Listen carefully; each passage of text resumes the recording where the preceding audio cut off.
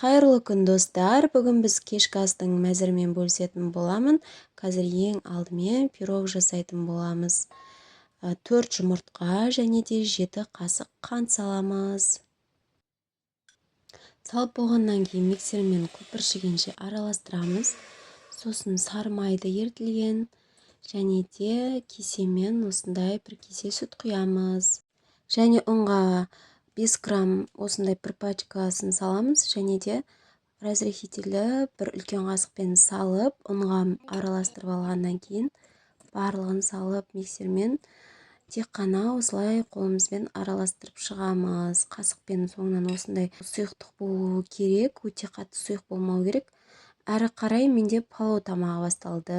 Әрі жуамызды осылай қызарғанша қуырып аламыз, сосын қалағанынша ет саламыз. Етімізді қызарғанша қуырып аламыз және бетіне қайнаған суды құйып, астын жай отқа басып қоямыз. Осы кезде үлпілдек пирогымыз дайын болды. 2 сәбізімізді және де 3-4 чеснокты қосамыз.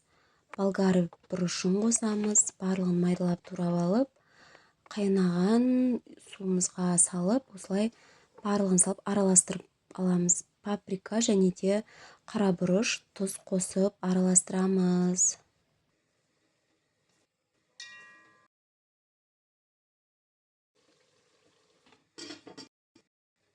Қайнаған суымызды бетіне толтырмай құйып, тағы да бетін жауып қоямыз. Содан кейін күрішін салып, мен мына жерде 3,5 кесе күріш салдым. Сосын толтырмай бетіне дәл осылай суын құясыздар. Сосын тағы да қайнағаннан кейін осылай араластырып қоюды ұмытпаңыздар. Әрі қарай менде салат.